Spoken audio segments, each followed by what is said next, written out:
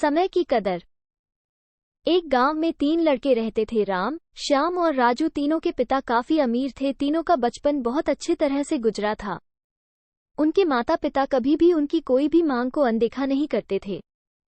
राम के पिता सरपंच थे, श्याम के पिता एक कारोबारी थे और राजू के पिता एक किसान जमींदार थे। छोटी उम्र से ही उन सबको लाड प्यार ने ऐसा बना दिया था कि ना तो उनको मेहनत का पता था और ना ही उनको समय की परवाह थी। अक्सर वह सारा दिन बस घूमते रहते थे। नशे और अन्य भोगविलास में डूबे रहते थे, जिससे उनके गांव वाले भी दुखी थे। सरपंच और बड़े लोगों के बच्चे होने के कारण उनकी कोई शिकायत कर पाने की हिम्मत नहीं कर पाता था, जिससे उनका मनोबल और बढ़ गया था। एक दिन उनके गांव में बहुत तेज बारिश हुई, जिससे सब लोगों को नुकसान हुआ, जिसमें इन तीनों के पिता भी थे। लेकिन इतना कुछ होने के बाद भी उनके बेटों का वही हाल था। वो बस घूमते रहते, नशा करते, भोगविलास करते रहते थे। माँ बाप काफी चिंतित रहा करते थे। ये तीनों भले ही कितने गंदे थे, लेकिन इन तीनों के अंदर एक खास बात थी जिसकी पहचान किसी को नहीं थी और उनको खुद को भी पता नहीं था। राम एक बहुत अच्छा नेता प्रतिपक्ष था, क्योंकि अपने पिता के पास रहते हुए उसको इसका काफी ज्ञान हो गया था, क्योंकि उसके पिता सरपंच थे।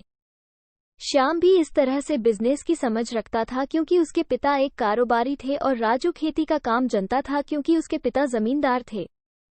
पर अपनी गलत कामों की वजह से उन सब ने अपने इन टैलेंट पर ध्यान ही नहीं दिया, जो कि उनकी सबसे बड़ी कमजोरी थी। इस तरह से इनकी बदमाशियों को देखकर इनके पिता उन्हें शिक्षा देने को सोची।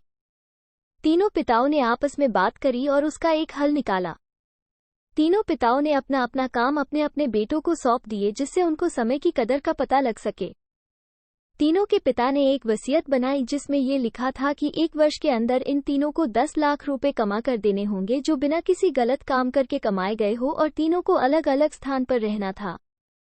इन तीनों को 5-5 लाख रुपए भी दिए गए, ताकि उनको अपना काम स्टार्ट करने में दिक्कत ना हो। पहले तो सब खुश हो गए कि हम आज़ाद हो गए, हमको पैसे मिल गए, और ऐसा सोच करके इन्होंने फिर से काफी समय मौज मस्ती करने में लगा दिया। इस तरह से 6 महीने बीत गए और इनका काफी सारा नुकसान भी हुआ। फिर एक दिन अचानक उनको एहसास हुआ कि अगर हम शर्त हार गए तो हम अपनी अपनी जायदाद खो बैठेंगे। धीरे धीरे उनकी चिंता बढ़ने लगी। एक दिन वो इसी उधेड़ धुन में एक पार्क में बैठे थे और कुछ डिस्कस कर रहे थे कि उनको एक छोटी सी लड़की मिली। वो फूल बेच रही थी और साथ में पढ़ भी रही थी। तीनों लोग उस लड़की के पास में गए। तभी राम ने लड़की से बोला, बेटी आपकी उम्र क्या है? तो लड़की ने जवाब दिया कि मैं 12 साल की हूँ।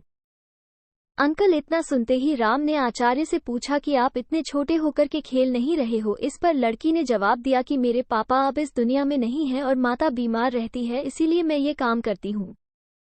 ये सुनकर राम ने अपना पर्स निकाला। उसके पास जो भी पैसे बचे थे वो उस लड़की को देने लगा। उसके बाद लड़की ने बोला, अंकल आप भी फूल ले लो, मुझे बहुत खुशी होगी, क्योंकि मैं अगर आपसे फ्री में पैसे ले लूंगी तो फिर मेरा पढ़ाई में मन नहीं लगेगा, मैं कामचोर बन जाऊंगी, क्योंकि यही समय है जिस समय में अपना भविष्य लिख सकती हूँ। राम ने उस लड़की से सारे फूल ले लिए और तीनों घर लौट आए। उस फूल वाली लड़की का उन तीनों लड़कों पर बहुत गहरा प्रभाव पड़ा।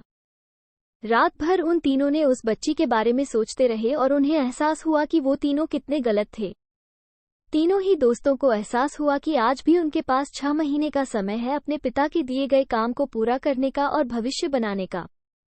इसी दौरान सबने सोचा कि अगर बचे हुए समय का सही उपयोग करें तो अभी भी बहुत कुछ किया जा सकता है। इस तरह बाकी दोस्तों ने भी सोचा और दूसरे समय में आकर काम तलाशने लगे। पर उनकी शर्त में एक शर्त ये भी थी कि उनको जो भी काम करना है वो अपनी पहचान बताए बिना करेंगे, जिससे ये साफ था कि उनको काम नहीं मिला। और जब काम नहीं मिला तो उन्होंने सोच लिया तो अब वो अगर कुछ भी करेंगे तो अपने गाँव में जाकर ही काम करेंगे।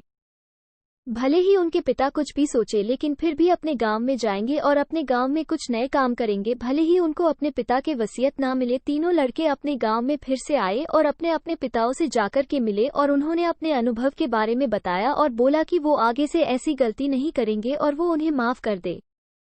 लेकिन पिता तो शर्त पे ही अड़े थे। लड़कों को कोई दया नहीं मिली। तीनों को फिर से दुख हुआ कि तीनों को अपनी गलती की एहसास होने के बाद भी उनके पिता उनका सपोर्ट नहीं कर रहे हैं, और फिर से वो रात भर सोचते रहे कि अब क्या किया जाए। तीनों ने मिलकर एक स्कीम निकाली। राम अपने मित्रों के साथ में मिलकर लोगों की प्रॉब्लम को सुझाने लगा, जिससे उसको गांव की समस्याओं का ज्ञान हुआ। इसी तरह श्याम भी गांव के विकास के लिए नए नए तरीके सीख गया और राजू को किसानों और बीजों का ज्ञान हो जाने से उसको काफी फायदा हुआ। तीनों ने मिलकर अपने बाकी पैसों को सही ढंग से सही जगह लगाकर गांव को एक नया रूप दे दिया। उनकी कड़ी मेहनत से गांव के लोग क्या दूसरे शहरों के लोग भी उनकी तारीफ करने लगे। उनका गांव तरक्की करने लगा।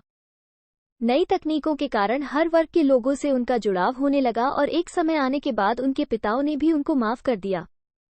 इस तरह से दोस्तों, उन तीनों को समय की कीमत का अंदाजा हुआ कि पहले वो कितना समय बर्बाद कर रहे थे, लेकिन जब से उनको समय की कीमत का अंदाजा हुआ तब से उन्होंने समय को बर्बाद नहीं किया।